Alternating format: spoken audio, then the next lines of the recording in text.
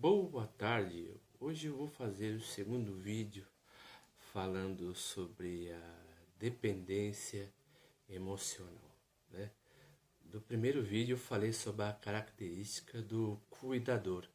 Hoje eu gostaria de falar sobre a característica de uma pessoa que é boazinha, né? Conhecido como boazinha. Então, o bonzinho seria aquela pessoa que não gosta de ter problemas com ninguém, porque essa é uma das características das pessoas que têm dependência emocional. O bonzinho, ele quer ficar de bem com todo mundo e com todos, porque ele não quer não ter nenhum problema. Ele tem muito costume de não querer incomodar as pessoas, causar um certo constrangimento. Então, o bonzinho ele sempre tem aquela sensação que está atrapalhando, né? Então tem a tendência de pedir até mesmo permissão para poder fazer algo. Uma das suas características é que o outro lhe dê validação e a confirmação para que ele possa tomar uma atitude e ter a certeza de que não está magoando ninguém. Então é por isso que ele é uma pessoa totalmente dependente, porque não tem senso de prioridade. Mas como nasce essa percepção na mente de uma pessoa? O interessante é que começa sempre na infância, na qual, né, devido ao fato dos pais, por exemplo, serem pessoas atarefadas ou cheias de problemas, a criança ela é condicionada a não incomodar os pais, né? Então, ou então, por exemplo, ficar em um canto totalmente recluso, né? E vai ficando totalmente introspectiva, porque a criança ela sempre tem uma energia propensa a gastar energia. A criança é totalmente curiosa. Então, a partir desse princípio, os pais começam a tolher os filhos e dar seguintes características, né, para que a criança fique totalmente condicionada à linguagem dos pais.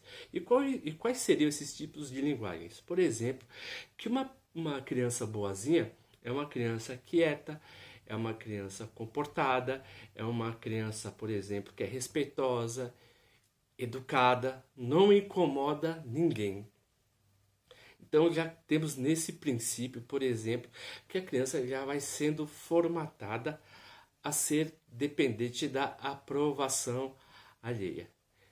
E interessante também, uma coisa que vale até frisar, quando uma pessoa dessa ela vai crescendo, né,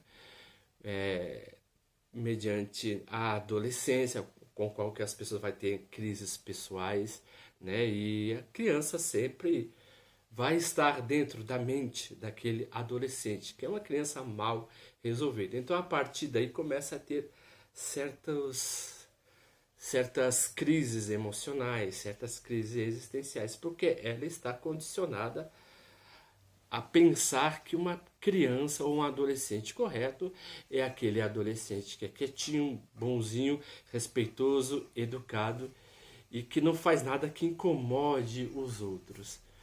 O interessante é que inconscientemente vai formando na cabeça dessa pessoa que a vida é um campo totalmente minado, né?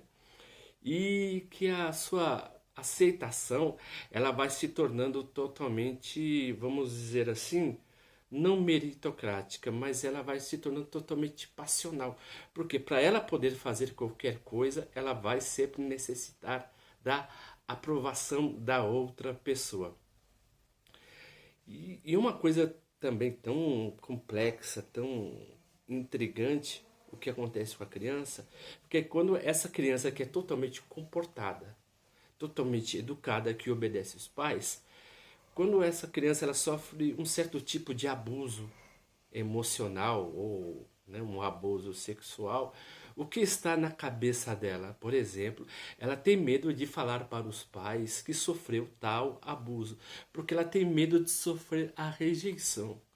Então, mediante, esses comportamentos, vai se criando na mente da criança traumas complexos, culpa, autorrejeição e sensação de vazio. Então começa, por exemplo, já a formatar, né, um determinado tipo de transtorno na mente da criança. Então, ela pode ser tanto criar uma espécie até mesmo de esquizoide, né? Ou então ser uma pessoa totalmente pessimista e tendo um conceito de culpa muito forte, porque ela acredita que poderia ter feito algo para poder combater esse abuso que sofreu. Mas o interessante é que a criança ela tem uma relação com os pais que é totalmente afetiva, totalmente emocional.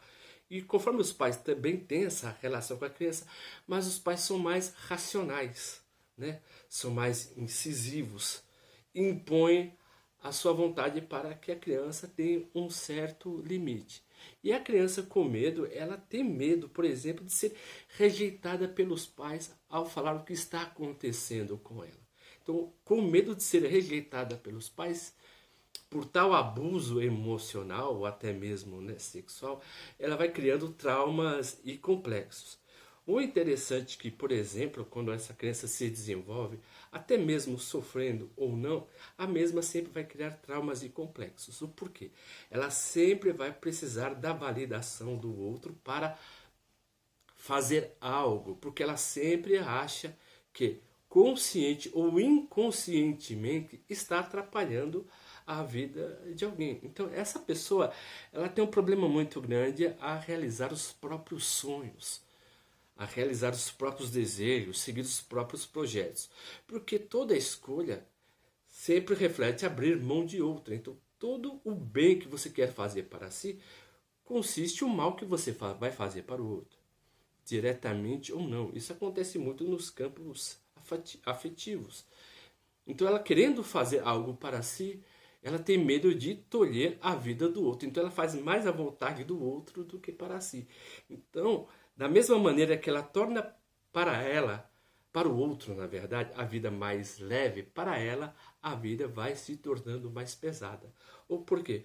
Porque como ela abre mão dos seus próprios desejos, ela tem até mesmo vergonha de pedir ajuda, porque está achando que está incomodando, está tirando a liberdade do outro. Então ela vai sempre carregar os seus problemas sozinho, com medo de pedir ajuda. Então a carga psíquica para essa pessoa, ela se torna muito maior, né? Muito mais forte. O porquê? Porque ela não consegue lidar muito bem consigo mesma. Porque toda vez, por exemplo, se ela for trabalhar para si, ela sempre inconscientemente vai achar que está atrapalhando a vida de alguém. Então, pelo fato de achar que está atrapalhando a vida de alguém, ela se sente castrada. Então, né? Ela se sente castrada. Por quê? Ela vai se sentir culpada se fazer algo ou se tomar uma atitude.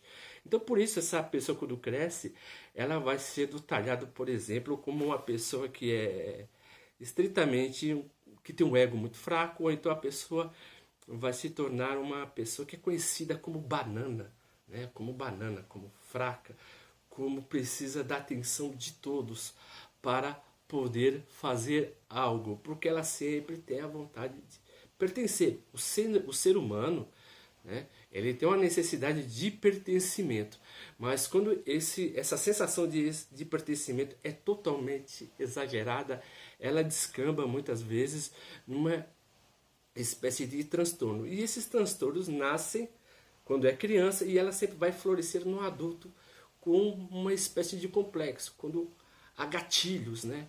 Se a pessoa, por exemplo, não pedir a permissão para o outro, ela nunca vai fazer, porque ela sempre acha que está incomodando. Então ela sempre tem essa necessidade de automaticamente pedir permissão ou então pedir desculpa por todos os atos que elas fazem. Então é por isso que ela sempre está vinculada ao outro de uma determinada maneira que ela não consegue fazer nada por si. Então por isso que para essa pessoa é necessário que ela tenha um insight de que tudo depende da permissão do outro para que ela faça. Ela precisa ser incomodada de uma certa maneira. E nós temos medo, nós não gostamos de ser incomodados, porque somos chamados a sair da zona do conforto. E a vida ela sempre nos desafia a fazer algo. Interessante que a pessoa que não faz muito algo por si, depois de um determinado tempo, a pessoa sempre vai entrar em processo de culpa. Por que, que ela abriu mão de si para poder fazer a vontade do outro? Visto que o outro ganhou a vida dela, ela perdeu a própria vida em benefício ao outro. E ela nunca foi reconhecida pela sua bondade. Se vocês estão gostando dos vídeos que eu estou fazendo, ainda eu vou fazendo mais 3, falando de outras 3 características da pessoa que é totalmente dependente emocional, dê um clique no canal, né, por gentileza, compartilhem o canal, se inscrevam e dê o like. Eu agradeço a atenção de todos, como sempre, e até a próxima.